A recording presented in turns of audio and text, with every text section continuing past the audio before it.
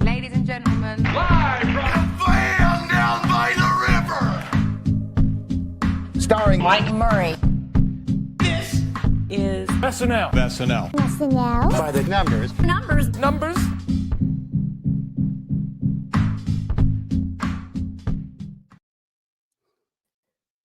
Founding fathers freeze, puppet dads, Oedipal moms. Timmy sings the blues. There's the opening haiku for you. I'm your host, Mike Murray, and this is SNL By The Numbers, the home of SNL stats. Tonight we are covering episode 980 of Saturday Night Live, hosted by three-timer Timothée Chalamet, with musical guest, first-timer Timothée Chalamet. This podcast is a presentation of LateNighter.com. Got a great panel. Timmy sang about three angels. I got two angels with me. First of which, TJ, back on the program. I think it's been a minute. How you been? First of all, I appreciate you acknowledging the fact that I choose to descend from the heavens to come down to the earth and live among you peasants. But today I'm not with peasants. I'm with fellow maybe angels. Maybe you guys might be like, if there was like restaurants in like the world where angels was, like you guys would be like the cashiers. Sorry. I'm kidding. Sorry. No, I'm happy to be here. I was on an early version of the post Nicole version of the show. I want to say that maybe before last season. And Mike, I've popped in and out and listening, and I texted you this. I told John this, but I'm also going to say it so all the listeners can hear. I said this on the Hot Take Show, I think, at one point, but I fucking love the ownership that you've developed of this program. Like truly, I think you have made the show your own. I think it has its own identity. I think it really fits the vision of the SNL. We really want to try to cover SNL from a sports angle, and I think you add so much with what you've done here, from the haikus to the sound bits to the questions, the prep work. You put a lot of time into it in the shows, and I'm just I'm very glad to be here because to be honest, I'm here more as a fan. As a fan of you, and just really been thoroughly enjoying the By the Numbers show. You got me back in. So I'm very glad to be here. Thanks, brother. Appreciate it. Love to have a fan on the program and a friend, All right. Mm-hmm. So my new friend, someone never been on By the Numbers before. She's coming from, I guess, my backyard because she's now in Boston. So Kaleena is on By the Numbers. Welcome to the Stat Desk. What can you tell the people? Are you a stat person? Are you a sports person? Or just an SNL person? Well, damn, TJ. Thanks for leaving me crumbs to pick up after that intro. Hi, guys. Try hard. Long-time listener, first-time caller. Happy to be here. Thanks for having me. I'm stoked. Sports fan, and be generous to call me that. Is my fiance currently watching basketball in the room next to me? Yeah. Do I know what's going on? No. Stats fan. I was forced to take stats in college. I got an A. It's a long story. Shout out to Stephanie Doan, the teacher that got me through that. SNL Congrats. fan. Yes, and yes. And that's why we're all here. And I'm so stoked to be on the show for the first time and see how different it is vibe-wise, energy-wise from the Hot Take Show. And I think we have a very, very fun evening ahead of us. And I'm joined by two great people. So I'm really excited to be here. Appreciate it. TJ, this show is too nice off the rip. So we gotta fix that. It is, and the listeners don't know this. And I told this to Kaleena before the show, and I told it to her in my corporate voice, but I'm going to say it now in my podcast voice. Kaleena, after Andrew Dick and Nicole Rovine, two wonderful pieces of our SNN legacy, you are the person I have the biggest problem with on the show. Now, not as a person, of course, so I want to make it strictly about the show, you guys. I don't endorse hating on people. Except for like when I was hating on JJ when he first started, and that was my own fault. But your takes, we see so differently in this world. Mm-hmm. And I'm also just gonna say this: we get it. You're not on social media. We get it. We get it. We get it. And no, like all silliness aside, I don't know why I have this, and I don't think it's gonna manifest here. Just know when I've listened, you've inspired reaction, you've inspired interacting with the podcast. So the thing that you bring to the table, I think, is really wonderful because you bring perspective and points of view. And I think sometimes it's hard to find whenever we do these shows with multiple takes, and sometimes we're talking about the same thing. We all have similar opinions. So shout out to you, because I do think All you right, bring good TJ, perspective. this is still too nice. I'm getting compliment, man. It's what I do. It's what I do. Thank you. And I want to make it really clear too, just to like really double down on your point. I'm not on social media. So if that was lost in his monologue, I want to make sure that that's across the board. Kaleena does have a handle in her name, so I do. I guess You keep handle if you don't use the media. Like, I get it. That was a lie. I don't. Well, it's just to help you. Like, every time I remind people that I'm not on social media, you're like, fucking shut up, Kaleena. Like, it's just right there for you. Just, you know what's so crazy? I'm so mad is I have thought that in reaction. And I'm like, I'm so mad because like I get it. Like, she honestly, like, shout out to you. You thought ahead. Like, I know myself, dude. I'm in therapy. Yeah, no, like, Come on. This woman is playing chess and I'm playing checkers. So like, shout out. All right, so we are gonna go back in time. Now I just pop this chicken dinner in and send it back in time. All right, on this day, it is January 29th. We have some SNL episodes. We're going to talk about them. 1977, that's season 2. We have the first ever athlete host just a couple weeks after Fran Tarkenton and his Minnesota Vikings lost Super Bowl 11 to the Oakland Raiders. He's hosting SNL. Dan Aykroyd back as the famous spokesman for the 5th time. He's selling us the Swiss Army gun. We got a commercial with Jane Curtin. They're selling sugar frosted anabolic steroids. And this is the famous, maybe the famous, most famous Jane Curtin clip when she rips her top open because she's mad about, the fan letter. They miss Chevy. It's only Jane. And it's one of the few updates where there's no guests. The entire update is just Jane Curtin. Moving on to 1983, we have season 8. It's Rick Moranis and Dave Thomas of SCTV. We see the 5th appearance of Robin Duke and Joe Piscopo as whiners. Eddie Murphy joins the musical guests, the Bus Boys, for a performance of The Boys Are Back in Town. And we get Mary Gross on Saturday Night News playing Dr. Ruth, first of 8 appearances there. Going way forward to 2011. And this episode was my first ever brush with SNL, had an NBC tour. And this episode was happening that night or the next day, I can't remember, but I saw Nicki Minaj's band rehearsing. It was the season 36 Jesse Eisenberg, Nicki Minaj episode. Great sketches that night. The monologue had, of course, Jesse Eisenberg, who had just played Mark Zuckerberg in The Social Network. We had Andy Samberg as Mark Zuckerberg. And then, of course, we had Mark Zuckerberg himself on the SNL home base. Fun fact, Mark Zuckerberg married a girl from my city who went to high school in my town. And we had the second appearance of Herb Welch, Bill Hader's, interview on the street. Shout out to the mustard suit. We have the digital short, The Creep, from The Lonely Island with Nicki Minaj, of course. And then my favorite, The Bride of Blackenstein. So we have Jay Farrow being Dr. Blackenstein, Jesse Eisenberg as Igor, Keenan as, Blackenstein's monster, and Nicki Minaj as the bride. Going on to 2022, an episode we have covered, Willem Dafoe, Katy Perry, season 47. This has got to be one of the horniest episodes of the 21st century. Just go back and watch that. Like, you would think Willem Dafoe, this is going to be it. We're gonna do it tonight. We have the Nugenics ad, probably my favorite. Now I'm Up, pre-tape rap with Ego and Chris Redd. And then the Beauty and the Beast, Maurice. So if you're looking for some horny Willem Dafoe material, there's plenty out there from the Lars von Trier catalog to look up that sketch. And then Peyton Manning stops by, update former host, to give a commentary on Emily in Paris. And then we have a PDD, one of my favorites too, Lost in the Shuffle.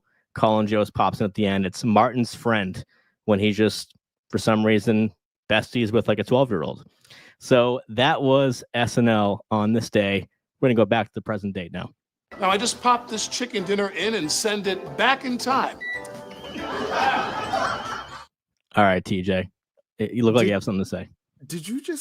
Are you offering the audience, are you offering our listeners a horny Willem Dafoe material? Do you know you have a platform, sir? Yep, Is this really what we should be doing? Is this what I came on here to do? Horny Willem Dafoe material? It is at this time. we had a show last week. There was none of that. There'll be a show soon. There'll be none of that. But for right now, yeah, we're talking season 47. Willem Dafoe, Katy Perry on this date, 2022. Jesus Christ! I thought you were gonna ask me if I knew Last Temptation. What was the 77 host? If Fran Tarkington? Because when I looked Yes. at when you sent out the notes, I was like, who the fuck is Fran Tarkington? I'd heard the name before, but I was like, I feel like this would be an easy chance to roast me. It'll become a Tim Kazurinsky of it all. Sorry, Kaleena, for reference, the listeners have bullied me for the past year because at one point I didn't know who Tim Kazurinsky was, and I made a big fuss about it. Which honestly, I thought, girl, you can reply. It's fine. It's a conversation.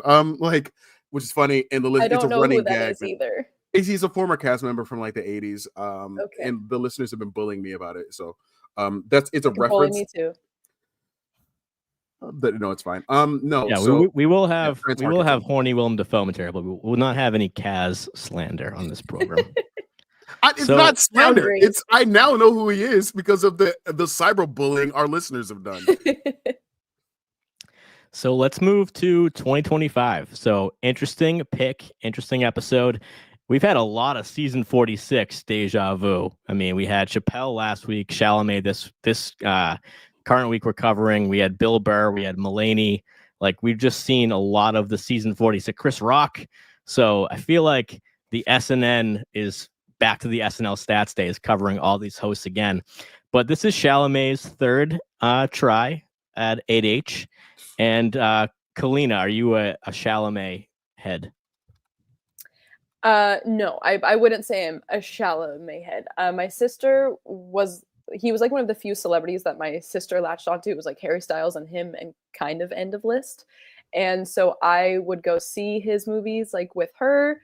I drove her to Austin one time to go meet him at a screening of Beautiful Boy, which was cool, but I didn't get into him as a person until pretty late in his career.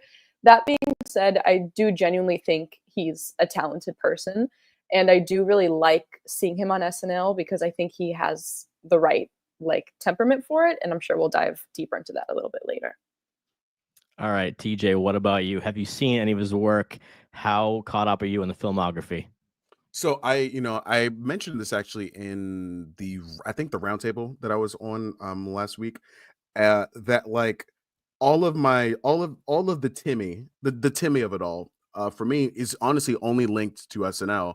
And I think it's a problem a similar problem I had with like Emily Blunt for the longest time. Which is I just didn't like the movies. I think plenty of us have an actor like this. You don't really. It's nothing against the actor. You just don't connect with or are drawn to the films that an actor might choose. I've never seen the Daniel Day-Lewis film because they look boring as fuck. Like it's just like sometimes an actor, like I don't need to see you be somebody from the 14th century. Like pick up an iPhone, then we might talk. No, I'm kidding. But like, so Timmy has fit in that category where it's like I haven't seen him. Like Lady Bird is probably the closest thing to something I might watch.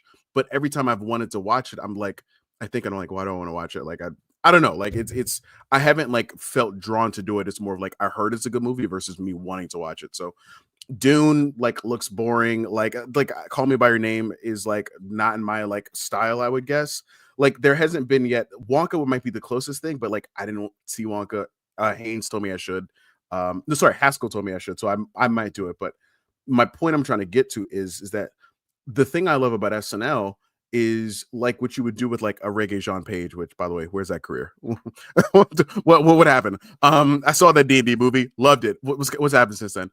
But like think of like a Reggae Jean Page where it's like you have Bridgerton. That is a specific audience, a big broad audience, but not everybody. And then he comes on SNL, boom, new audience. And so that's just a beautiful thing about this program because I had heard Timmy's name for years until he hosted, and I was like, I don't know who this fucking kid is. Like, I don't know. But when he hosts, I see him, I get the charm. He's delightful, and he's really fucking funny. And I think that and the Timmy lookalike contest, and then him using that in the promos, like he just seems like a fun guy. Like it's kind of giving what we thought Jennifer Lawrence was in the 2010. Actually, she probably still is. We love Jennifer Lawrence.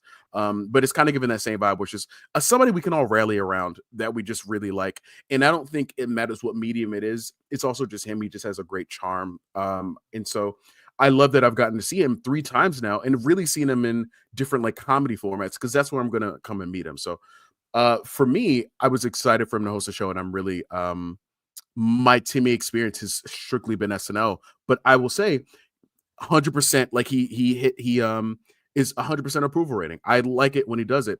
Now, if I watch Dune and I don't like it, that'll go down. But like for me, he's ranks pretty high. Can I just jump in real quick? That's such an amazing perspective to have, actually. I think for him to be arguably maybe like one of the biggest stars in the world right now, or young actors or whatever, for you to almost exclusively know him from SNL and not really know much about him or like his work outside of this. I think He doesn't make a lot of black movies, Kaylee. That's true. Kaleena, Kaleena. I'm sorry. He doesn't make a lot of black movies. It's the main reason. Like, totally fair, but when Call Me by Your Name came out, like I think so, but that gives you such a unique perspective that the rest of us don't have. I think to like pretty objectively judge how he's like a fit in the SNL shoe. So I think that's really cool. Thank you for sharing that. Even though it drives me crazy the amount of movies you listed that you haven't seen, I do think that puts you in a really cool position for the sake of the show we're doing. Wait, well, I'm gonna mostly side with TJ on this one. I have not seen a lot of his films. I did recently, though, I think I said this last week on the pod, made a huge confession to the audience that the last movie I had seen in theaters was on January 1st, 2020, and that was Cats, the musical. So hold on, wait, now pause the podcast. Wait. It's now changed. That's the movie you want to promote? Cats 2019. I'm not promoting it. I'm just saying a truth of my life, DJ. That was the last time I had bought a ticket, or actually I used a movie pass, and sat in the theater on the popcorn. That's what I'm saying. It was. I know the date. It was January 1st, 2020, and that was the cursed omen for that year, I guess. Oh my God, I'm so sorry. TJ, man. can we get like a quick credibility check on this guy? If we can just run like a brief background. I don't know if like no, because I don't feel safe anymore. I don't feel like this is a safe space. Yeah, it was. He saw it live, Kaleena. He saw it in. It's not like when your friends who are masochistic sons of bitches. Like my best friend, she's like this. She loves showing people Cats 2019. She's seen it in the triple digits. But Mike he didn't know. Like he had no idea about the Rebel Wilson or the James Corden number. Oh my God! Now this is a trauma situation, not like a. I feel bad. Like we need that Sarah McLachlan song because I'm sorry. I'm so sorry, man.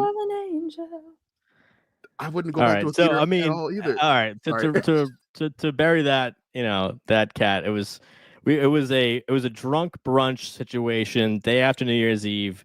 I was playing in a band and out late.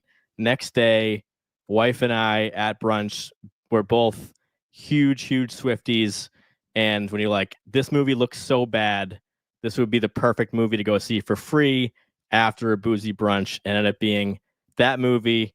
And then, about 5 years later, I saw, or four years later, I saw A Complete Unknown with Timmy Chalamet. So at least my last film in theaters is no longer Cats. So we're going to talk about him in this episode where he did play 3 Bob Dylan songs, because as well as I'm a Swiftie, I'm a huge Bob Dylan guy as well. So we had 2 performances, 3 Dylan tunes, 24 minutes and 50 seconds of screen time in those 9 appearances. Mikey Day, cast leader for the first time this season. Last time he was the Maya Rudolph Mother's Day episode last season. And in that season, he led 3 times, so first time for him this year.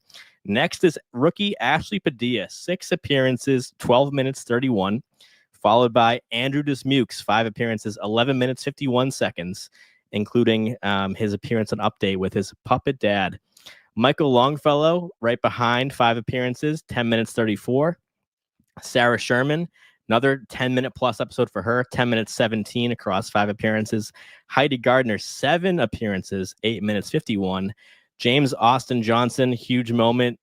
First time playing the incumbent president since his Biden impression was taken from him in the cold open. So he's at 8 minutes 3 seconds.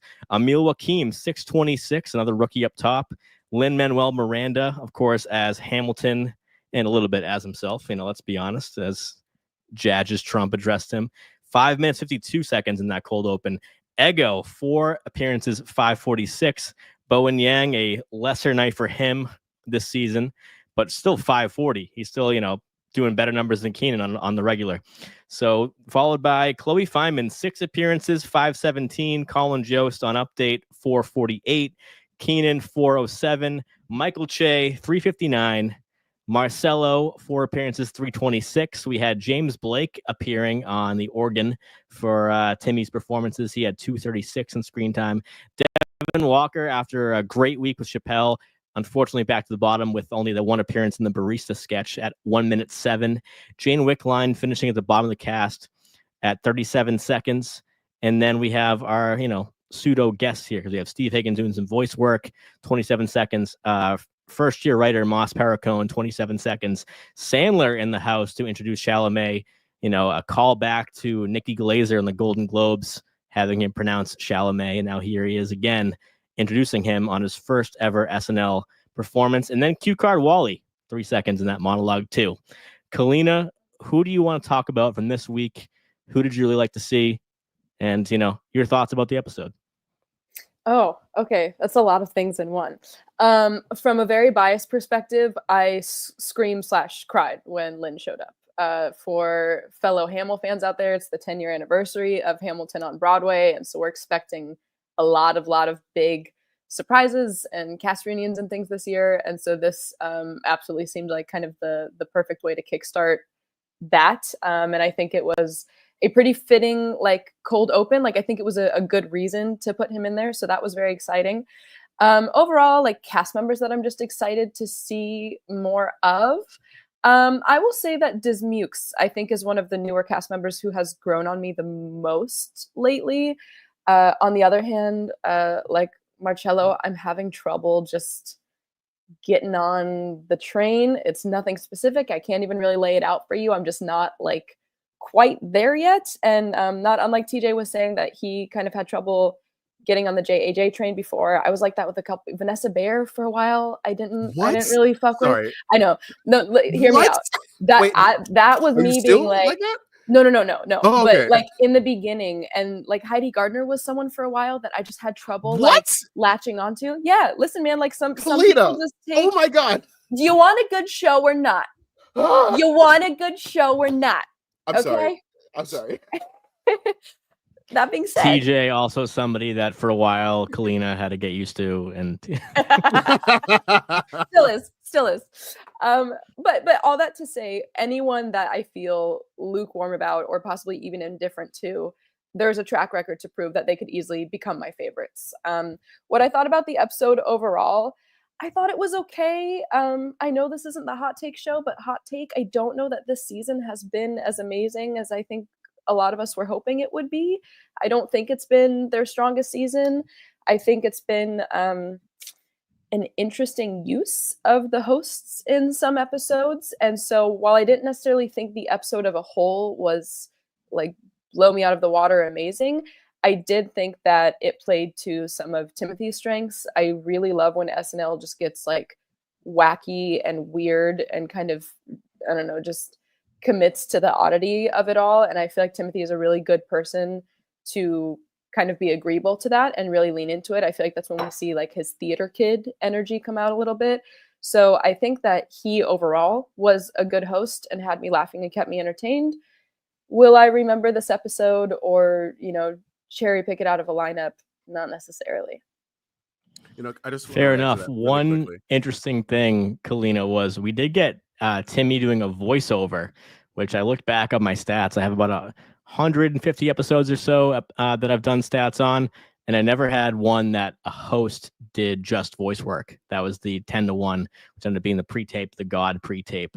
So TJ, over to you. And first of all, can I ask you, what's your favorite Dylan tune, man? Just what does Bob Dylan mean to you, in your youth? I hate you because you know what you're doing. You know exactly what you're doing. Fuck you, Mike. To be honest, before the TV show The Boys, I didn't know that there was a difference between Billy Joel and Bob Dylan. Now I know. I don't know a lot about Billy Joel, but from what Jack Quaid has shown on The Boys, I like Billy Joel more. But I don't know a lot, but I do like him.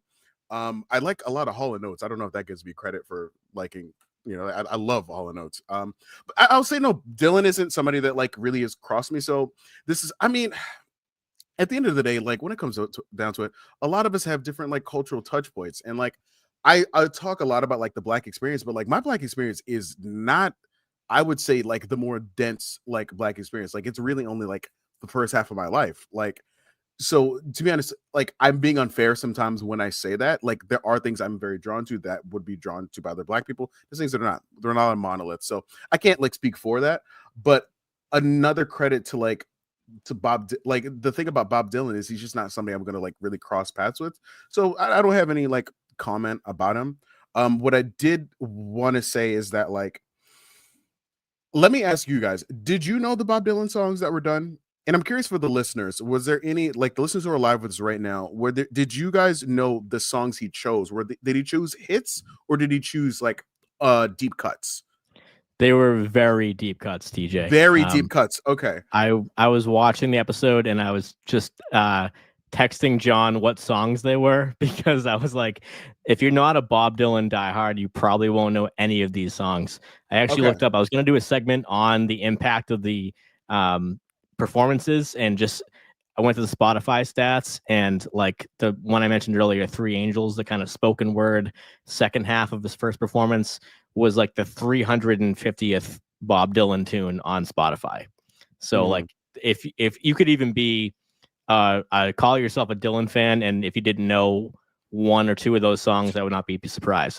So very Bob Dylan of him to do that. I saw Dylan live, I think 2 Novembers ago, and he was, he's doing his Rough and Rowdy Ways tour, and he doesn't play like any of his hits. Like that's kind of what he's known for.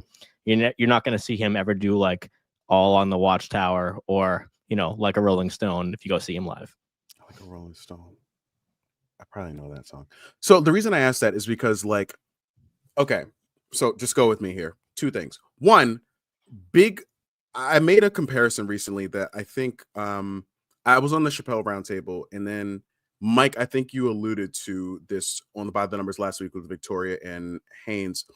And it was basically that like when Chappelle hosts, they really just let him do whatever the fuck he wants. Smoke on stage, like take as much time as he wants to. He has a lot of weight. And I'm realizing it though. Even though Timmy's like a Gen Z, actually, no, I guess it's not Gen Z. I guess he is a millennial. But like, I think Gen Z has claimed him. Like, I think Gen Z has claimed him is like what they are trying to do, or he's more just like that all ages boyish like star. I think they did the same thing for Timmy with this episode, but the difference is Timmy doesn't swing his dick around like Dave does. And I'm not saying that's what like Dave like does. I love Dave and like respect him like a lot, but like Timmy's just not going to go in there with the same weight. But like letting this kid do the musical guest thing was and like he's also one of the biggest stars in the world. Like I think that is an interesting thing of like putting those two back to back is so interesting because they're such different vibes, and I think that's a really wonderful thing about SNL. However, what I will say, if I'm keeping it 100, and I do want to hear from like a Bob Dylan fan too.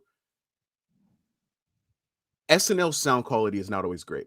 I think about like anytime you have a rapper on, I think about like Megan Thee Stallion or Ice Spice. I love Megan Thee Stallion, fucking hate Ice Spice. But like rappers on SNL, except for maybe Kanye, do terrible in SNL.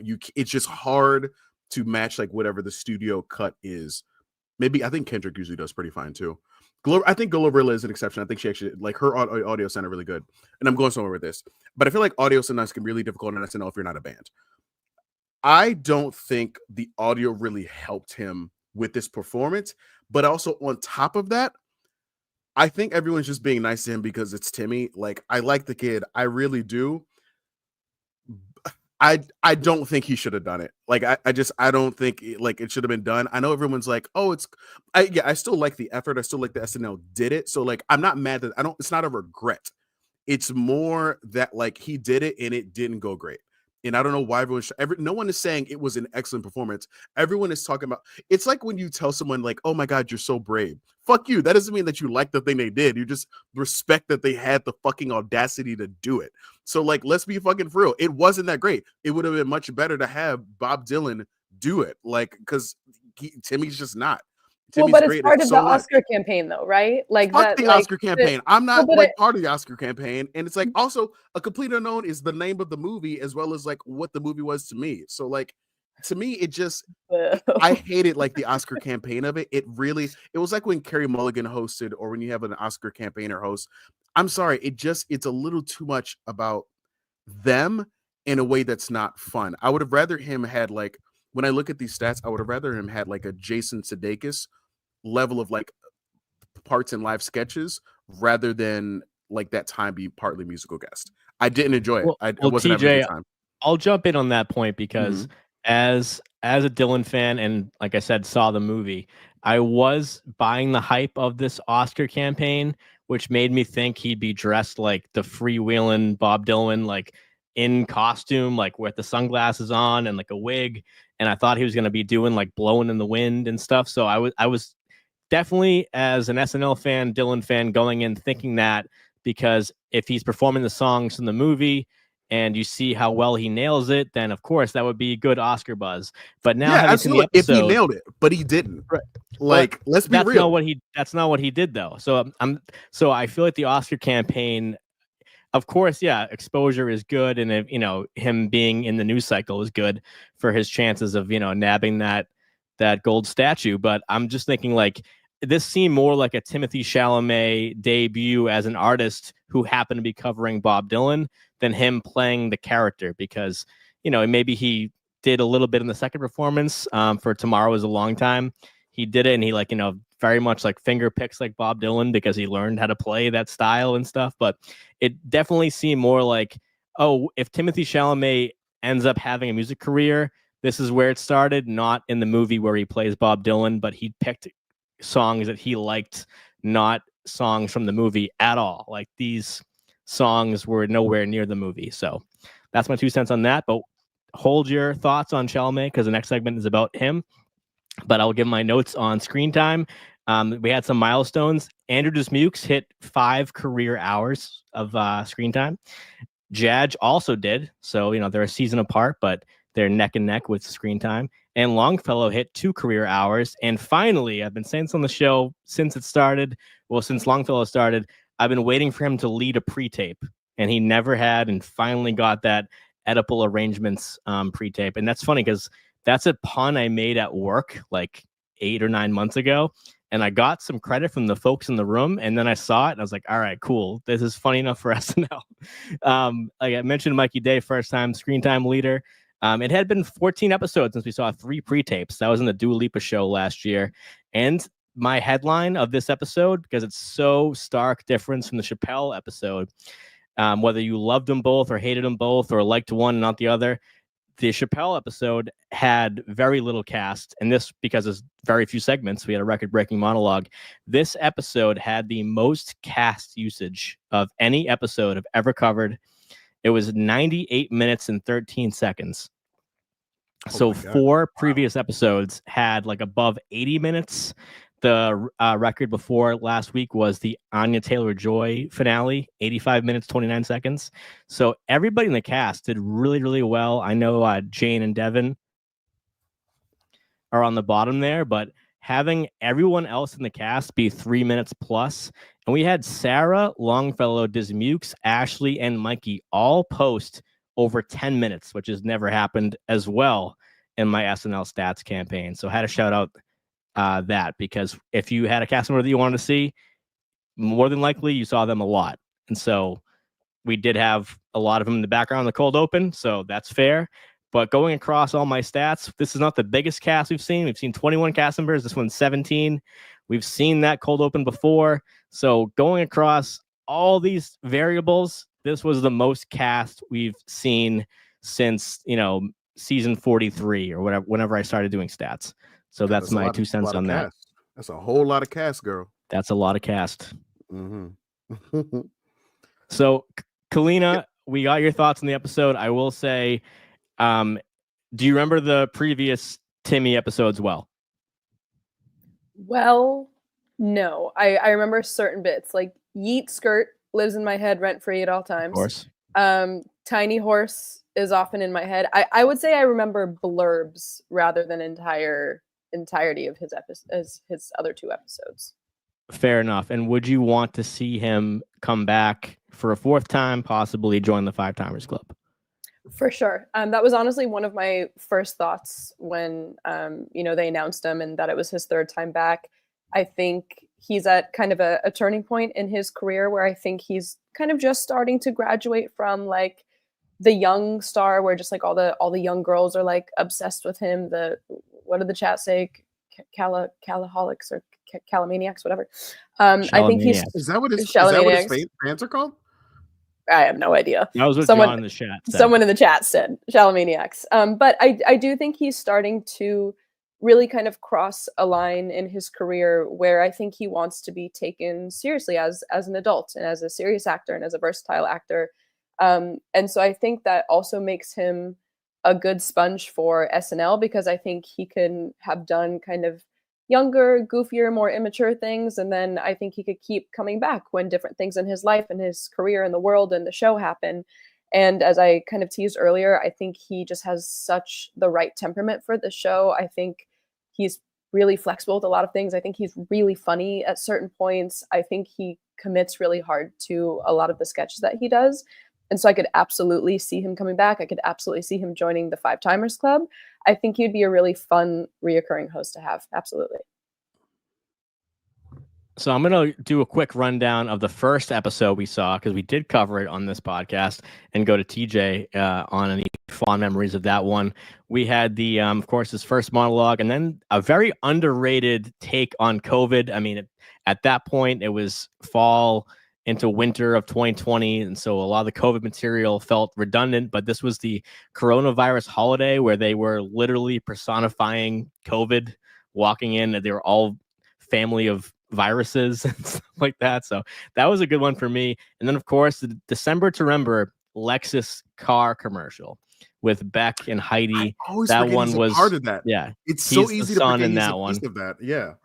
We had the Dionne Warwick talk show, so a big breakout moment for Ego. She came in season 44, and now season 46 had a recurring character, something that Ego had not been known for at that time until, of course, Lisa from Temecula. So he was on that. He came in as Harry Styles. And then, of course, Tiny Horse hit our screens. And so that was one that, Timmy led all the way, and we got to hear him sing. And then he had the recurring holiday baking championship. Of course, the rap roundtable with Pete, which went viral, and then a Sports Max 10-1 sketch, kind of lampooning the calls for the Trump team calling for the fake election. They were Jets fans saying that even though the Jets lost, they actually won. That was another Pete joint with the two of them. So TJ, can I ask something really over quick to you. about that sketch? Yeah, go ahead. Okay, I'm sorry. I just want to say that Sports Max is very close to it's like an honorable mention territory for me in terms of like stuff from 2020's SNL that it's not like the best stuff. I have maybe I don't know if I've even shown people it, but in terms of what I love, it's so high up. Like I have a lot of sketches I show people. I have I know we're gonna talk about that later, but for me, Sports Max, I don't know what it is. I think it's Pete that's eating in it. Pete and Tim are screaming at the top of their lungs in this sketch, and it. I'm not a sports guy. I'm not none of it should make sense, but it's the feeling I get when I see Dismukes and Judge, and I'm just these two bastards together. I love it. I love the chemistry. They're weird. It was just so much fun energy, and I think the thing that to appreciate about Timothée Chalamet is you got to understand beforehand, all I knew about him was his name and his face. So I thought he was a little French boy. I thought that's what everyone thinks, right? It's not just me, right? People think Chalamet is a little French guy. He does speak French. Okay. But Timothée Chalamet, and also the way he spells Timothy, to me, it doesn't sound crazy to have thought that this brother was French. And I hear about him associated with Oscars. I'm thinking, okay, this is a foreign film actor, whatever. That's not my style. Amelia, whatever his name is. So to me, when I learned that he had a deep voice and the way that he yells and he has bass in his voice, I was like, okay, Timmy, okay. So the fact that he used that so well in that Sports Max sketch, I do encourage the listeners to go back. I don't know if you guys will like it, but that one is one that just makes me smile and it makes me laugh because they just take it to 10. And I think I do think it's an underrated, but I don't think it belongs in any top 10 list. But I just love that sketch. It's just close to my heart. It is underrated and was a great political satire piece outside of the cold open. A lot of people complain about the politics in the show, and sometimes they're right, sometimes they're wrong, in my opinion. But that was a case where it was, buried deep in the night, and it was presented as this kind of sports show, but it was a great take on the election denialism on that side. So I did like it. And like TJ said, which is a point I wanted to make too, is kind of similar things that he does. One being doing musical sketches, and the other being this kind of like aggressive man character, because we did see that in the Bungie gym sketch this week. He did a gym sketch, his second episode too, which we're going to talk about. And then the Sports Max one is definitely there too. So looking at his musical sketches, now that he has musical performances, that's going to inflate that number. But 24 minutes and 20 seconds of his SNL career has been in a musical sketch. So that's not counting Little Orphan Cassidy, by the way, because he didn't sing in that sketch. But when he's singing or rapping, that accounts for 39% of his screen time on SNL so far. So before we go to his season 49 episode, I will do the breakdown. 30 appearances through 3 episodes. So that would be, if you delete the musical performances of the 3 episodes, it would be, 8 per night. So of those 30, though, because I had to include him because he's double duty, 15 live sketches for 33 minutes, 48 seconds. That accounts for 53.5% of his SNL time. Monologues, 20.5%, obviously 3 of those. 13.2% of his time was in pre-tapes, is 6 of those, and then 12.8% for 6 music performances, 2 of which were performed by him. TJ, before I go to the rundown, do you have, I'm putting on the screen right now, a favorite of the second episode? If you can see them, we have a recurring, 2 recurring. It's the tiny horse, is now a giant horse, and we have the rap character come back. Smoke cheddar the ass getter. Yeah, that second outing, I don't think there's a dip in quality for Timmy himself. I don't think that episode really I don't think honestly the episode served him as well as it could. I think he did a great job, but I think it's one of the cases where it maybe fell a little bit short. Obviously, SNL tries very hard. But the hip hop panel thing, it was fun. I guess it was a fun return. But it's either that or for some God, I don't understand why. I don't get this about myself. I for some reason just to this, it's been burned in my head, is that fucking Troye Sivan's sleep demon bit, hey girly, it's Troye Sivan. I don't know why. It's not my thing. I like Troye Sivan. He makes good music. I feel the rush too, good music, but I don't know why that bit just stays in my head. And also I just want to call it out. This is the first, I believe it is the first of the 2 episodes where Sarah Sherman calls Timothée Chalamet a twink. It happened in this episode, and it happened also in the second episode. So I just thought that was a little funny, interesting thing. Recurring what if bit. we're gonna begin exactly exactly. And also Little Orphan Cassidy. I think Little Orphan Cassidy makes you smile because it's such a nice standout moment for Chloe Trost, and now that's more of a bittersweet thing.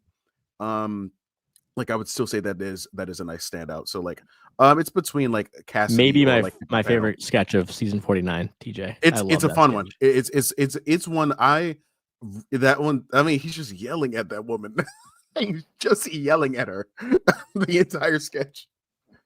And that's to my point about what we see from Chalamet. So Kaleena, is there anything that you think that he succeeds at, certain aspects, or what he does well, or maybe where he's weak in some areas? Or is he somebody now that, outside of being double duty, is a 3-timer? That's not the longest list. So what is it about Chalamet that works in SNL, or if it doesn't work for you? Yeah, I think one of the biggest strengths for me is he just seems like such a team player. He just seems really down for whatever the thing is. Absolutely. It really seems like he's not, and I feel especially with higher profile guests, you hear stories about how they were, kind of difficult during the table read or turned down sketch ideas. And he just gives the impression to me of someone who's I don't even need to read it. Let's just do it. He also genuinely seems like he is so happy to be there, and he's so excited to be part of it. He is presenting like someone who Saturday night is the best day of his week because of this, and it's such a clear distinction to me when you do or do not see that from different hosts. And that is one of the number one things I look for. Like, do they look like they want to be here, or were they told they had to be, or they're doing it for one reason or another? I think another one of his strengths is, again, what I mentioned earlier. He really goes, like, pardon my phrasing on this, he goes pretty balls to the walls for everything. Like that. How dare you? Sorry, I know, my potty mouth. But that one of that early sketches from this past episode where he's the flying instructor. I don't know what kind of exercise that is. Yeah, I feel like he was- Longfellow literally went balls to the wall at one point because he hits the back. Yeah, he of the smacks at set. the back of the wall. Yeah. Yes, he did.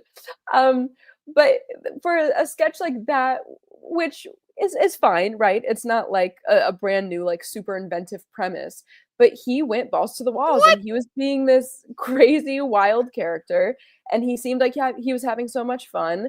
And he was, I don't know, just like screaming and getting into it. And then he's taking the cake or the Cinnabon or whatever, and he's like throwing it at Heidi, and he's giggling during the sketch. And I'm like, man, like, I'm having fun because this dude's just having fun, Like, I love when SNL breaks the structure a little bit, and it's not about maybe hitting every cue perfectly or delivering the line perfectly. But when you just see that they're like in it, man, like they're not distracted about what the next thing is or what the next sketch is, or making sure that they don't miss the quick change or whatever.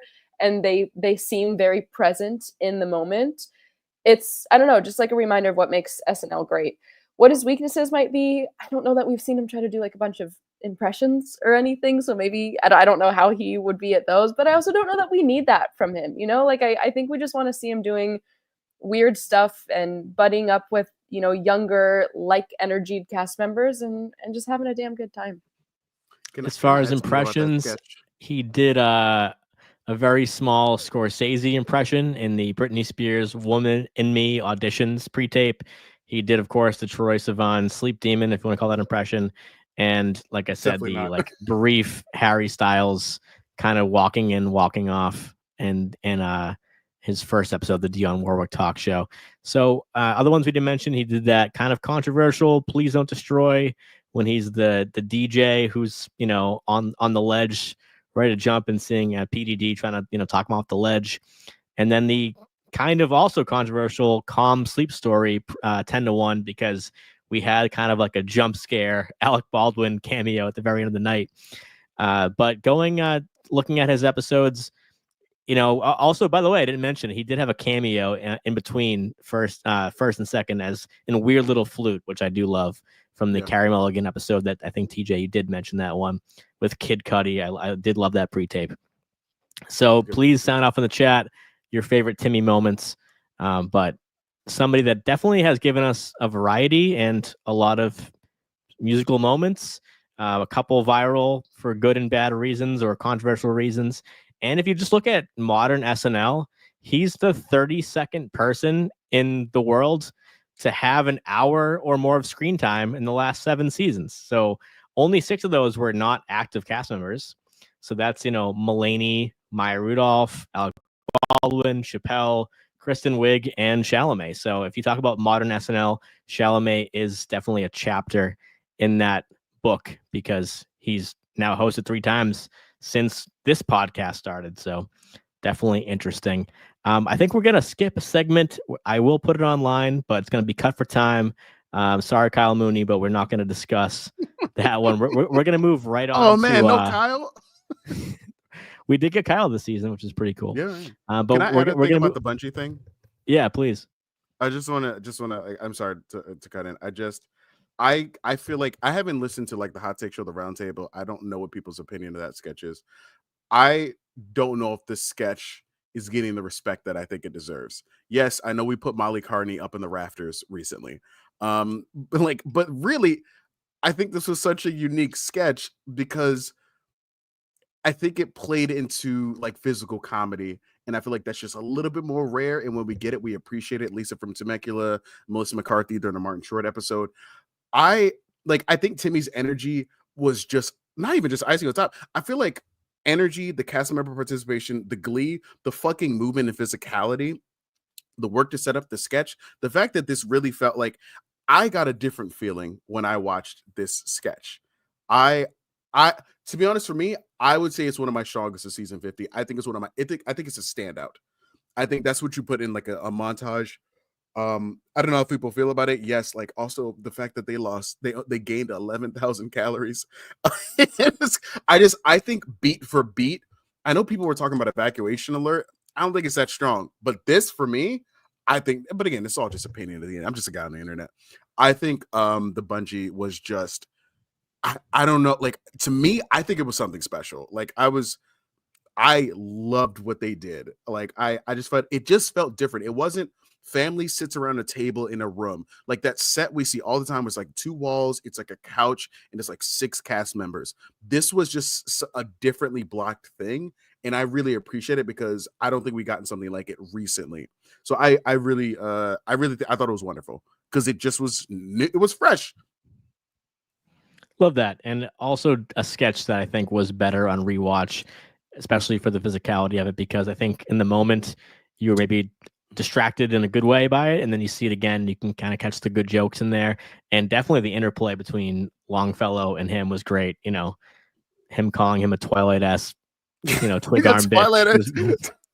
Also the fucking red fish joke. I didn't anticipate that. That one was fucking like, oh, do you guys not know what I'm talking about? When he talks about putting okay, all right. We know. Yeah. An extra inch. And sorry for Kaleena. He talks about putting the like ladies put your tampon like in farther, and he says, I don't want to see any red fish on the ground or red fish tails on red fishies on the flow. I think like I don't know, like I know like we come from an era where like guys don't feel comfortable making that kind of humor. But like if you are able to just kind of get in on the joke, everyone can have a good time. And I just feel like it's just like the little things. And I think it just did a lot of little things really well. And then I just love that sketch. And I'm going to quickly rescind my cut for time just because I appreciate anyone who's in the live chat who showed up here tonight for some stats. I figured we hadn't done a rookie check-in in a while, so I'm not going to read them all out, not going to go for commentary, but this is every SNL rookie from season 43 till now through 12 episodes and what their screen time was. So I thought it was interesting that after this week, especially, Ashley Padilla is now the 4th most successful rookie in screen time because she was at the bottom of the power rankings for a while and wasn't getting opportunities. So after a huge episode like this, we now see through 12 episodes, the first 12 of your rookie season, we have Ashley at 4th behind Jadge, Heidi, Chris Redd.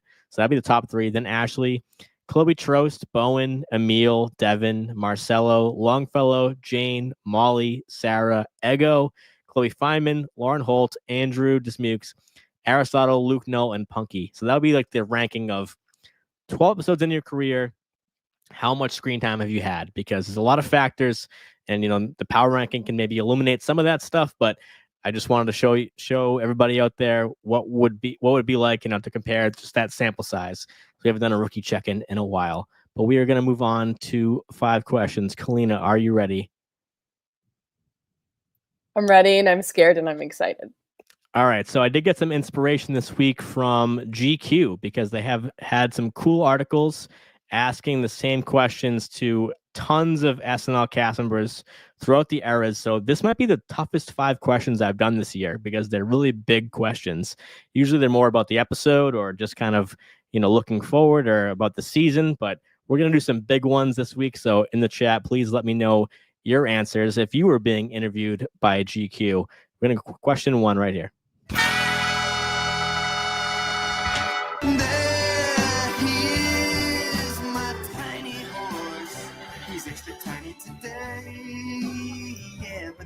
Him away from me, yeah, tiny horse. Question 1, which era of SNL do you think had the all-time greatest cast and why? I mean, that's couldn't be a harder question right there. Kaleena, you first. I want to begin by saying there is neither a right answer nor a wrong answer to this question. Wrong.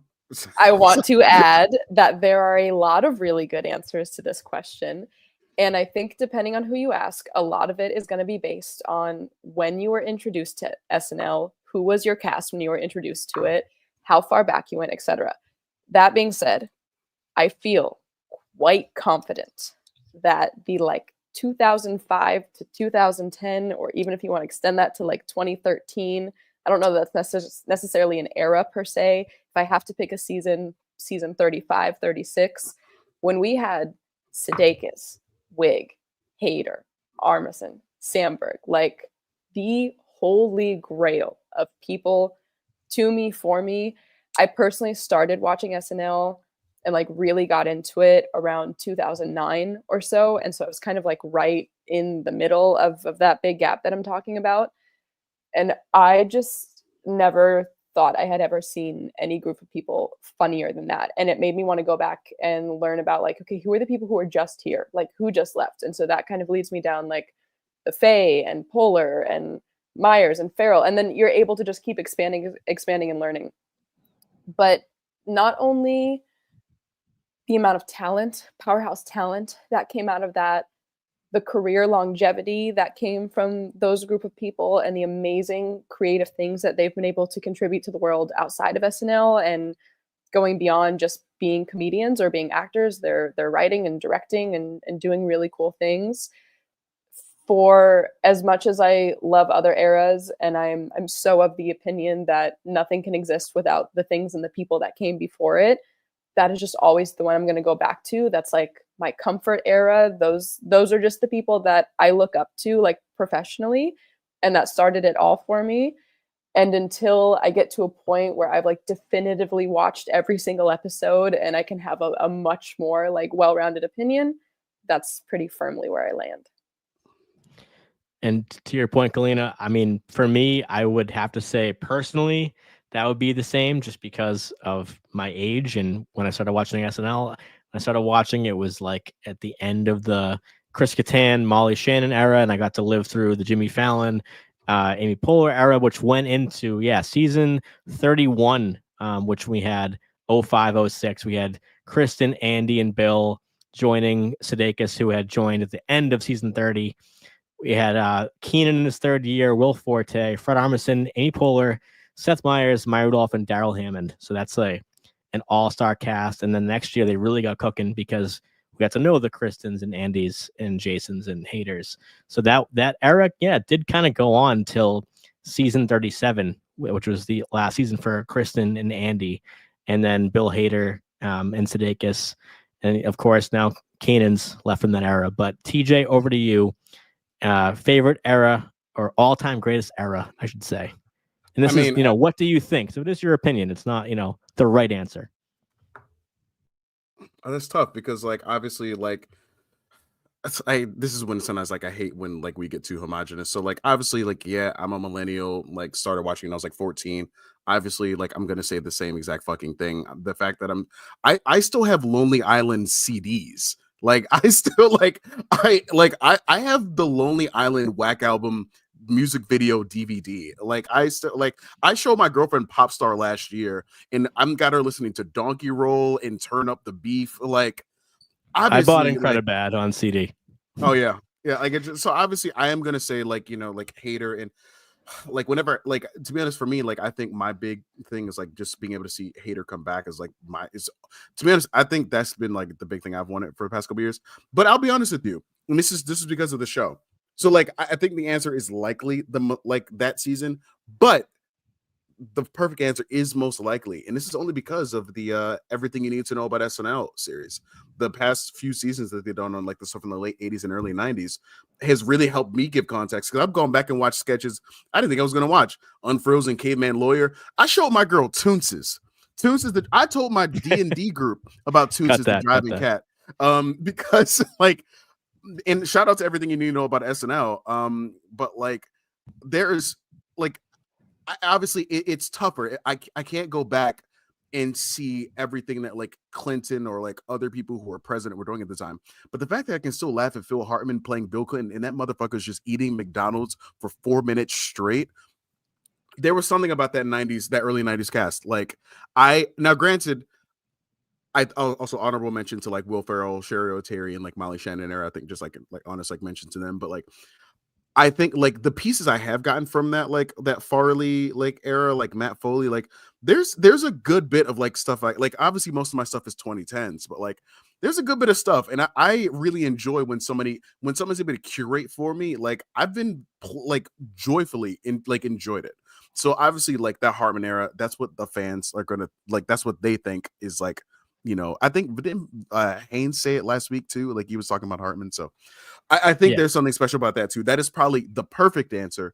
But I will never be an adult in the era, so I'm never going to be able to connect with it as well. But truly appreciate the little glimpses I've gotten, and hope to continue to discover. Listeners, if you have recommendations for me, send them my way. Because Toons is the fact I have a bunch of friends that are cat lovers. The fact that I can send them a sketch about a driving cat and they had no idea about this, like, yeah, it's like really wonderful stuff to discover in that era. Yeah, Toons has actually had a live from New York in a cold open. Shout out! Are you fucking serious? Yeah. I'd actually love that.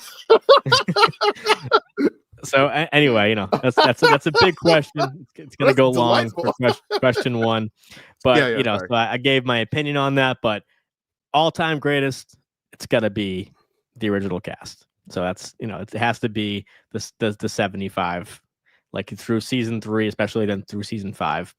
All right, question 2. Guess what? I got a fever. And the only prescription is more cowbell. Love TJ, who was the single funniest cast member in SNL history? Again, your opinion. This is from the GQ interview. I was hard pressed for this question, and I came up with 4 thoughts, but I'm not going to give all 4. Thank you. If this was a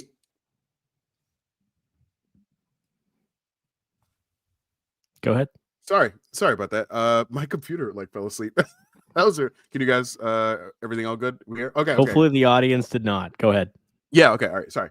I think if this was a nicer world, I would say Kenan Thompson. Like if this was a nicer world, but we're not talking about the most consistently funny like person, and he has the consistency being on the show for a third of it. I think that it's most likely Hader. Like if you're talking about like a hitter, I think is a great hitter. It's Hader. Some people could say Hartman. Part of me wants to say Wig. I'm leaning heavily on Hader. Wig is pretty up there for me though, and Wig is like fucking wine. She just keeps fucking getting better. Like so, I think it's Hader. But honestly, one day I might say Wig. I'm gonna say Wig. I'm gonna say Wig. I'm gonna give it to her. Yeah. TJ, off camera before we started this, we talked about that maybe like we were gonna be in disagreement, that we were gonna be at arms. Hold hands with me through the screen right now, because you and I have the same goddamn answer. to the degree of the thought process. So she just keeps getting better. Like I struggled with this because I started getting maybe like a little bit too deep into the question. And I was like, well, what makes someone funny? What makes someone like, is it like, but like part of it is like an immediate answer seems like Eddie Murphy or Martin Short, or like immediately I'm kind of thinking of who are the people that have had like long-term career impact, or who are the people that can do the most impressions, or who are the people that can do one specific thing better than maybe anybody else in the world. And I was trying to figure out what I was really trying to gauge it by. And I went over the cast list a bunch of times, and I was trying to like avoid having total recency bias. And I was like, maybe it's not though, or maybe it is, and also it's right. Will Ferrell could be really high up there for me. Oh, for sure. Yeah. And like that's another thing where you could put so many answers and it's all the right thing. It also ultimately came down for me to either Hader or Wig. And I ended up leaning. Also, Kate McKinnon was like those. Kate McKinnon was my 4th. Those are the 3 that I was going between. The only reason Hader didn't get my number 1 is because even though I think he's so talented and he can do so many crazy things with his face and so many different voices, I was really trying to think like, but can he do everything? Like if I made a list of everything I wanted an SNL actor to do or a comedy actor to do I think he could achieve all of those goals? And it's not necessarily that I don't think he could, but it's that I know Kristen Cantor has.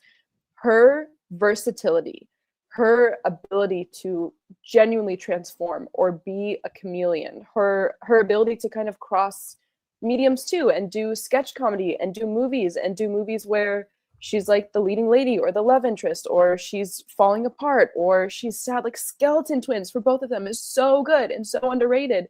She can do fucking anything. And the other big thing that I considered is the person I'm choosing a person that no matter who or what they are in a sketch can make me laugh every single time. And Keenan is one of those people. Yeah, If Keenan just looks at the camera, I fall apart. Yeah. Done.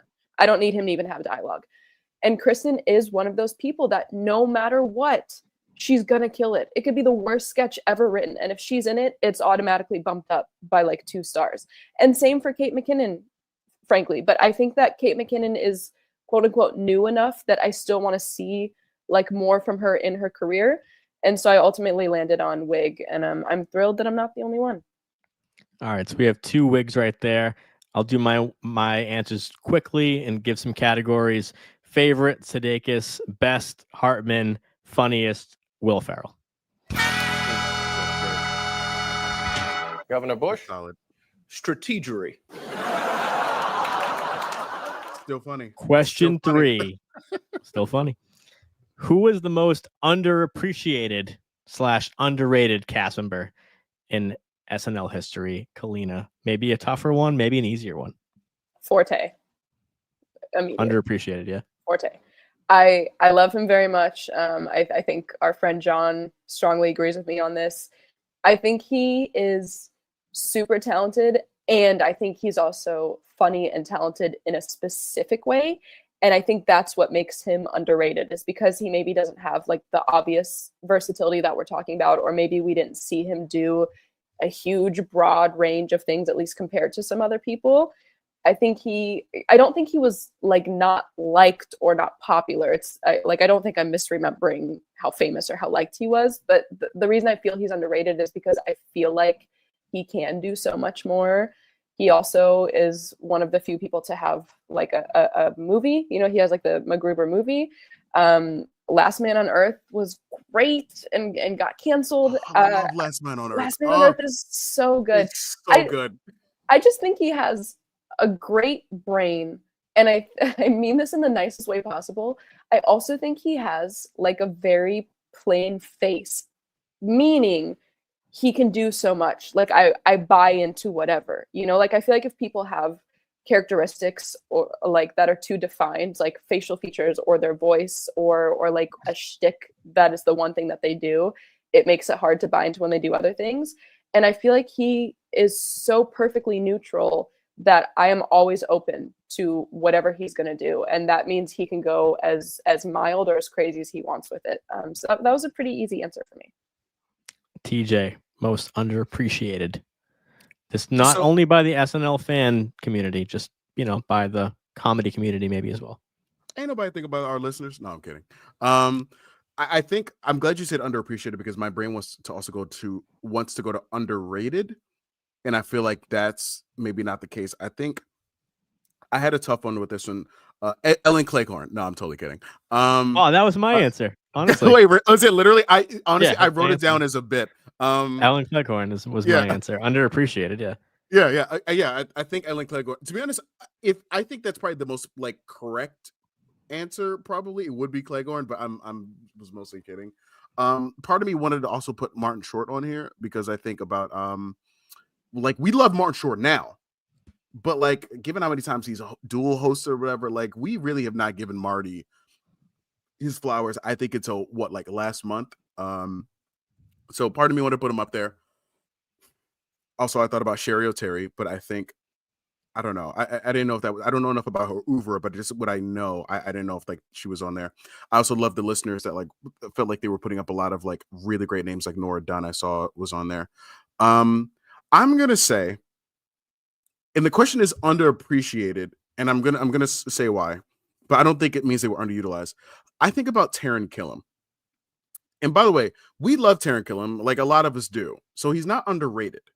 But I think he was underappreciated because I listen to this show that we do. We've done this for almost 5 years now. We don't talk about Taran Killam We talk about Jay Farrell sometimes. They're both in the same camp. We talk about Jay Farrell sometimes, but we don't talk a lot about Taron Killam. And he had pretty much the Beck role for like his 6 years on the show. I feel like there was a good solid period where he was really like being spread around. So he was being used. He was working. But then he gets fired from the show, like kind of unceremoniously. And I don't think we really think about his legacy. Now, like, I don't know what he's done since then. Also, I just realized Alex Moffat is probably also on this list. But I don't really care that much about Alex Moffat. But like, I feel like Taron Killam specifically, while he was utilized, he was like well rated. We like him. We don't talk about him that much. And I feel like that is like something we don't appreciate if we're thinking more like modern era. Again, the answer is most likely Cleghorn. Like that's what it is. But Taron Killam, just think about how much of an imprint he had for those few years, and we don't talk about him. Oh, also I'll throw Naseem Prajad in there, but maybe that's not a variant. I just love Naseem Prajad. We don't give her the respect she deserves. But yeah, when I'll see Taron Killam. First wrote the question. Mm-hmm. I did think of Taron first because I got to experience before, during, and after his career. So it's definitely that's the first thing I thought of. So it's a good answer, TJ. Thank you. And Mokiki does a sloppy swish. I've talked about that on this program before. Used to do that in my college dorm room. Like that sketch means a hell of a lot to me. So, and him doing the robot on that like horror ride, that sketch like really won me over, Taron, early. But yeah, underappreciated. It could be a lot of cast members who maybe didn't bring a ton to the show, but we didn't appreciate them when they did have little moments, which could be, could be a Melissa, could be Taron. Like, but I also think that if you look at their stats, Taron and Melissa did so much on the show, and I think that they had their fan base. So yeah, I'm gonna go with Ellen Cleghorn. Question 4. I think it's fair. She's earned it. Jane, you ignorant slut. Since SNL 40, which is now 10 years ago, of course, what is the most iconic new character or new sketch, new impression that should make an appearance in SNL 50? Because I mentioned this last week, doing the stats for SNL 40, it's so fucking good. Like, how can you not do these same beats? How can you not honor, Chris Farley's Matt Foley or Rosanna Dana, and do these characters again, or do Land Shark, or do any of these things? So I want to just focus on a smaller sample size. TJ, what's the most iconic, like deserving to be mentioned, not your favorite this time, of the last 10 years that should have a shout out in SNL 50 on February 16th on NBC? I really struggle with this one because I didn't have as much time to prep. That's for you, TJ. That was a jump scare. What the fuck? What was that? That was the thing you asked me about. You're like, what was that instrument? So I had to pull it out again. That's right. Yes. I thought it was a water bottle. Didn't you do that to I think you did it to Haynes last week too. I was listening to that episode this morning.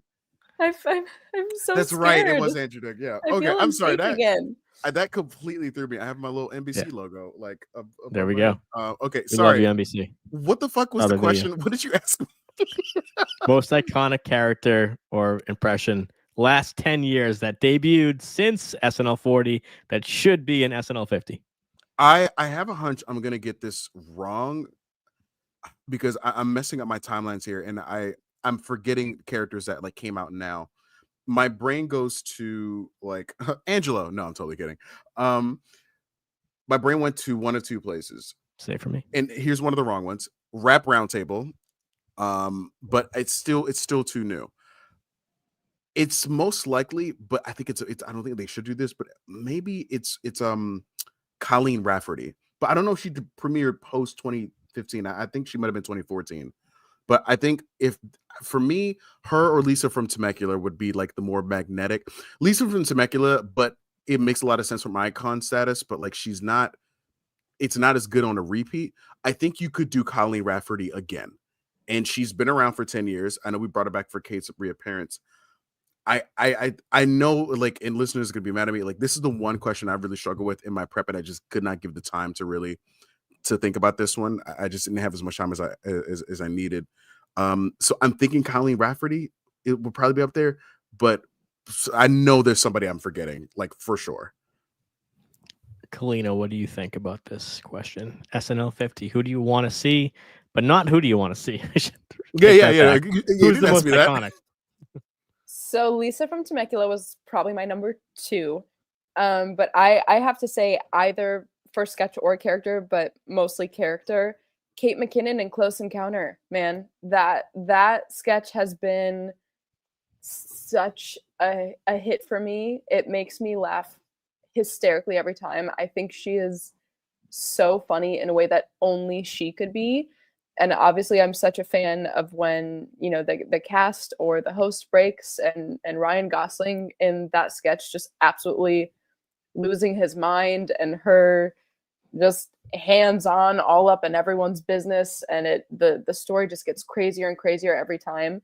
I feel like that was like a modern lightning in a bottle sketch that they did, and I don't know that it's been as successful or as funny every time they've done it since then, but I'm never unhappy to see it back, and that would be one that I would love to see on 50, because I think they can be really selective about who is like the celebrity in that sketch if they bring it back, and if they find someone who can just really play well off Kate McKinnon, I think that could be a real highlight. Yeah, that's Colleen Rafferty. That's what TJ was saying. So that does count, TJ, because that was season 41 it debuted, so we've seen her a lot. All right. So yeah, it does qualify. My answer, as if I want to answer both parts of it as like somebody favorite, I could go a lot of update pieces that I would want to do, like girl at a party you wish you hadn't started a conversation with. Like That's 2013. somebody that I love. Is it? That's Okay. All right. So there you go. So there's some that I think about update that I kind of can't put a era on. It's kind of just a cast member era. But I think if I got to go iconic, it has to be David S. Pumpkins, right? I mean, oh my God. That Well, let's talk about this. Why? It's just Tom in a pumpkin suit. What we're talking I iconic. know that the bit is, it doesn't deserve it. Like it's like Domingo. Why? What are we doing? I said what I said. Domingo right, doesn't actually season deserve 42. It. Season 42, we had David S. Pumpkins, and you know that's the most iconic to me. Moving on. Wait, real quick.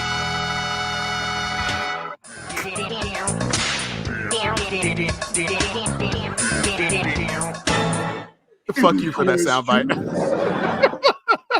I had to do it to him. Hold on. I just feel like I owe an apology to TJ and the panel really quick. I don't know why, when you were just saying Colleen Rafferty, that it wasn't registering. So I'm sorry I introduced my answer like it was a new idea. I didn't know the character name. Okay, I was wondering about that. Like you came in like that was like you came in like you were spitting something. No, you just saying Colleen Rafferty, it just wasn't clicking for me. And I was trying to Google it while you were talking, and it was just only showing random pictures of Kate McKinnon. And so by the time he called on me to answer, I was not prepared. So that was just a slip of my own mind. But look at us having the same answer again. No worries. I mean, you say Last Call or Sheila Sauvage. You know, a lot of people don't know her name, but you know that's. I better not see Sheila. I better not. Whatever the fuck her name is, SS whatever. I better not see her at SNL 50. Like the fact that Chappelle did that sketch with her, to me is still unacceptable. Like, just I do not want to see Sheila, her or the Kissing Family. They can both. I don't need to see any of their COVID spreading ways. Check. Anyway, just no. Question 5. If you met someone who has never heard of SNL, you know, just maybe they're not on social media like Kaleena, or maybe they don't see Chalamet movies like TJ. Maybe they've never heard of SNL and it's 50 years old this year. And you said, you know, how would you pitch them the show? Maybe NBC could, you know, take these pitches right here. Like, is there a sketch or episode you recommend, or like how would you tell someone what SNL is, TJ? I would say that like it's a collection of like funny gags, and if you enjoy, and I think a lot of people, there are a lot of like a younger generation that consumes consumes SNL through TikTok, which I just want to say drives me fucking crazy. But like I have many friends that do this and they're still enjoying it. So I would just say like, oh, it's that show that makes a bunch of like really, really great, well-produced TikToks that are not meant for the vertical format, but we're not going to talk about that. So I would kind of relate it to like, it's just like another form of like comedy, but it's like a little bit longer. And it's like, oh, hey, I would wait for like some type of, usually it's a lot of my like Gen Z friends I'm introducing to this. So like, I'll be like, hey, Chaperone is on the show. Like, so when there's someone I can like link to someone, like I had some homeboys that they were going to come over and watch the Chappelle like show with me. Cause like, we're all Black. Like, honestly, that's what it was. That's what it really was. So I'm gonna like basically try to, the show there's an episode for everyone. So I think one of like, I don't know if you guys have done this. I don't know if you did this. I know you're we're on relationships, but funny enough, at different stages too. But I don't know if you all have done this, but like I know we've all probably shown somebody like a sketch. But have you ever like tried to decide like what episode to like show to someone?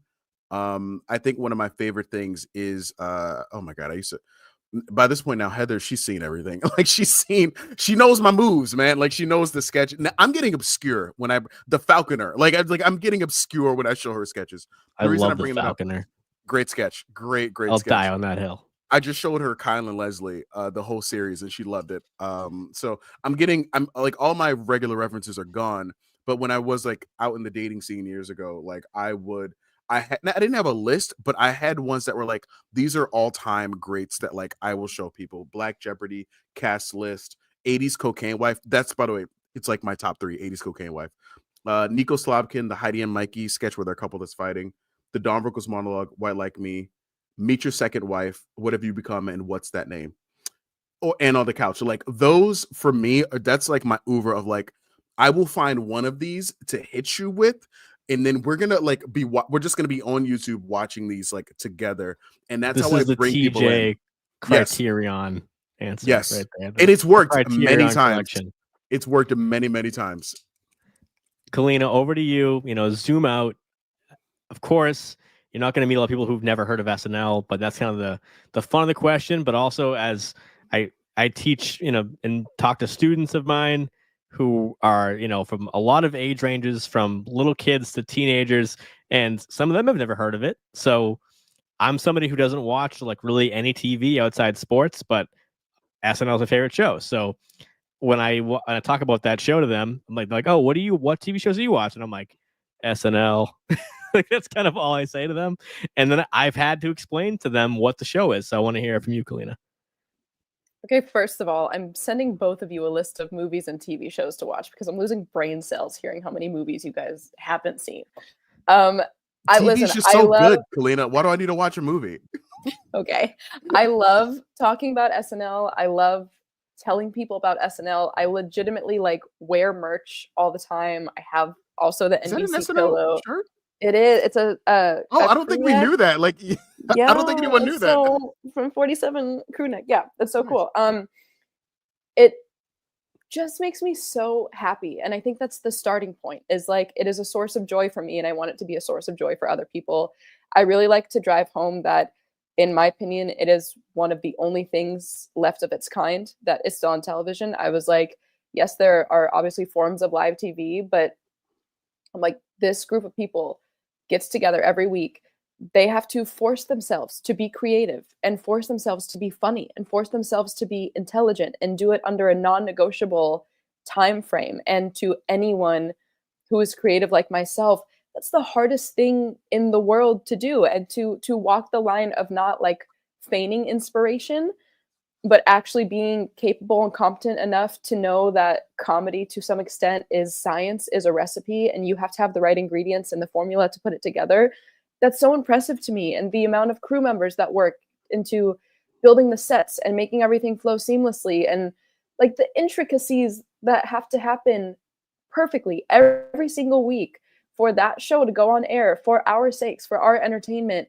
It's literally something that makes me emotional when I talk about it. Like I'm just so happy that this many people every week choose to do this. Sketches that I show people, I do have a very like random kind of wild list, and it's just based on stuff that makes me laugh really hard. Papyrus is maybe my favorite sketch ever. I don't know why I think that is the funniest shit of all time, but that kills me. That's one of the first ones I show to people. Any of the Vogelchecks, because I just think it's funny that these people are. It's because it's so obscene that it's funny. I like you either are so uncomfortable that you never want to see it again, or you can't look away. And I think that's kind of the brilliance of it. Pardon me for not knowing the name of the sketch, but the one of Will Ferrell like really aggressively cutting his steak at family dinner, and they're just clanking the silverware like on the plates. That one makes me laugh really hard. Dodge Stratus. Yes, Right, that one is a classic. David S. Pumpkins is definitely one that I show people. Oh man, I really used to have the list. I don't know why, but from Zac Efron's episode in 2009, the sketch with Fred Armisen, "I Am Your Mother." I can't pass that by. Like, it's so dumb, but it makes me laugh so hard. Any Lonely Island, anything. I mean, there's not really like a bad choice there, and it's just truly like a way of showing love to people. Like, I don't need them to necessarily think that specific sketch is funny, but if they think the concept is funny, or even if they think it's dumb, well, why do you think it's dumb? Because the more they talk about it, the more they'll start caring about it, or the more then they will realize they were actually paying attention to it. And I think eventually it still kind of leads them down the same path, right? And another thing, not that by any means is SNL necessarily like a reliable go-to source for all of your like culture news or like political fact checks, but especially in the second version of the era of this presidency, there's a lot of people that feel really overwhelmed by the news, really burnt out, really upset, unsure of like how to consume it to stay informed and not feel like really down and burdened by it. And I think SNL or like and late night talk shows are such a good way to kind of get the gist or get a version of the gist and then laugh and then feel like you can relax a little bit about it, or that you don't have to like carry the weight of it, that it can exist and be bad and be hard, and there can still be something to find in it. I think about when SNL had to still do shows like post 9/11, and they had to figure out like, how can we be funny and how can we bring light and how can we not cross the line? Like, that's something that SNL has always been here to do, and I think they're one of the only shows and one of the only people that are doing that. I don't know. I think that really kind of sells it, right? Yeah, 100% I does. Yeah, agree. I'm feeling emotional, honestly. Like, that's Round of applause. Yeah, from the chat. Yeah. So for me, this is something that I talk about a lot.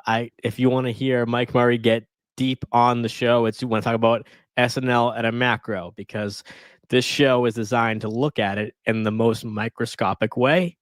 And I love that. I love the stats, but we want to talk about the greatest show of all time on television. It is one Saturday Night Live. There's nothing like it. If you haven't heard of it, and I'm talking to you, I would say it's live. It's happening at that moment. It's actually live. It is sports, but on TV, and it's comedy. It's pop culture. It's today's news. It's today's artists. It's iconic moments in American history. Every episode is a time capsule. Check it out. So that would be my answer, and that's 5 questions. So those are some really tough ones.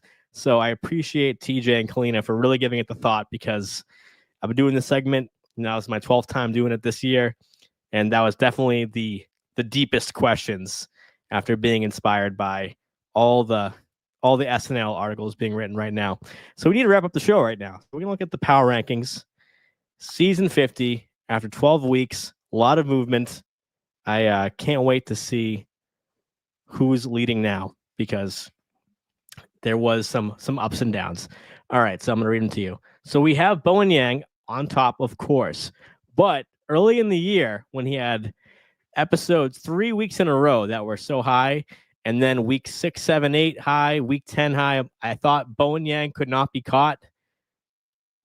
That was not the case, because Sarah Sherman is right behind him by 1.2 points.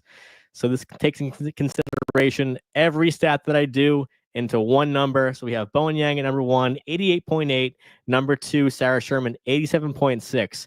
Reaction from you, Kaleena, because you've never been on By the Numbers, and to see Sarah Sherman not only as a less tenured cast member, as a female cast member, but just how we've seen her this year, the fact that she's almost the most dominant cast member, I need an immediate reaction from you.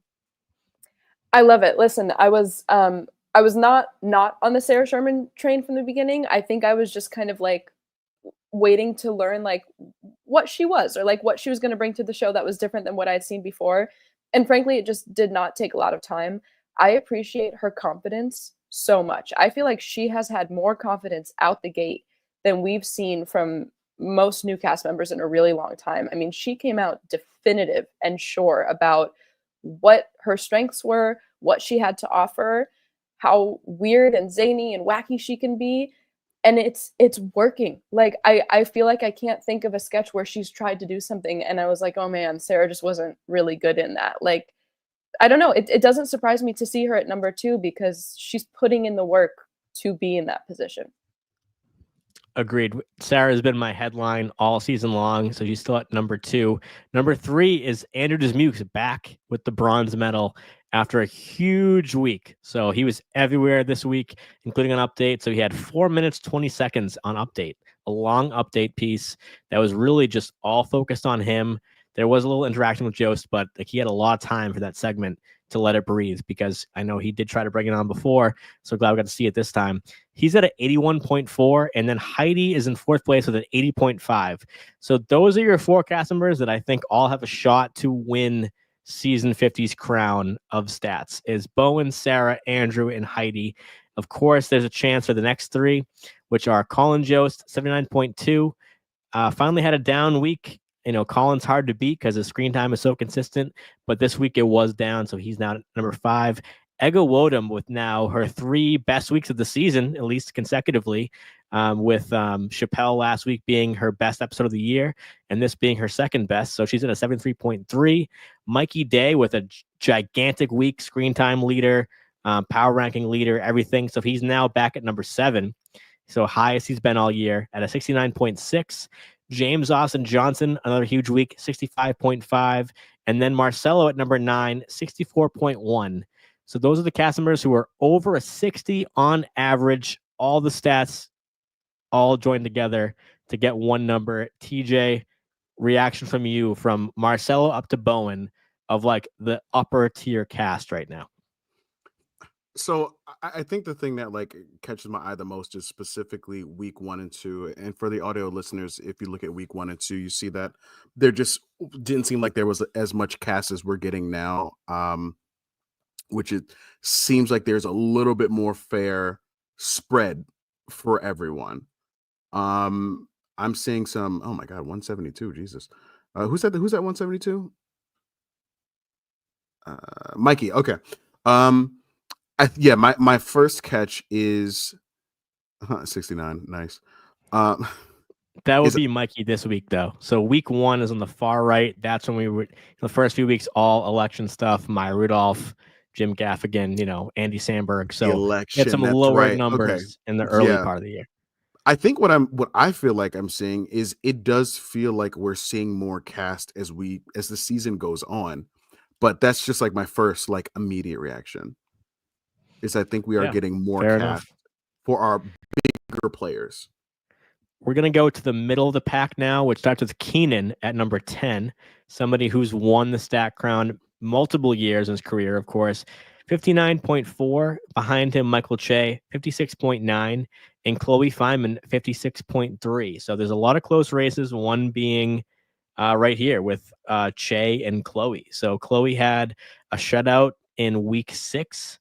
Mikey had one in week 7, and we had Emil last week. We had Ashley Padilla week 3. So those are the only shutouts all year. So everyone's been handed the ball, but Chloe Feynman, that one off week, of course, has affected her number, but has had a couple good weeks. So that's the middle of the pack. And let's wrap it up now with the bottom of the pack, which had a ton of movement. So here we go. Michael Longfellow is now at his highest all year, 48.8. Ashley Padilla, who was at number 17 overall. I mean, talk about Dismukes with the puppet sketch, 17th most famous cast member. Well, we have the official rankings of how much we've seen them right here. Longfellow is at number 13, 48.8. Ashley Padilla, 43.5. And now here's the very bottom, which is Emil Joachim, 42.8. Devin Walker, 36.9. I mentioned he had a huge bounce back with Chappelle, and then one of his worst weeks this week with Chalamet. And then Jane Wickline, who's had now 3 episodes in a row where we have not seen her a lot. She's last place, 32.7. Kaleena, just macro, season 50 cast. How do you think they work together? How would you define this era of SNL? Oh, man. This era of SNL is Interesting. I think we have like some obvious stars. I think we have some obvious favorites. I think we have some obvious people that we think we're going to continue to see their career extend past SNL. I think we have some people that are probably nearing their time on SNL, either because their careers are launching further or maybe their career on SNL hasn't been what we thought it would be. And I also think we have a lot of unknowns. I think there's a lot of wild cards in the cast right now where we still are kind of waiting to see like what they're going to do or who they're going to be in the fabric of the show.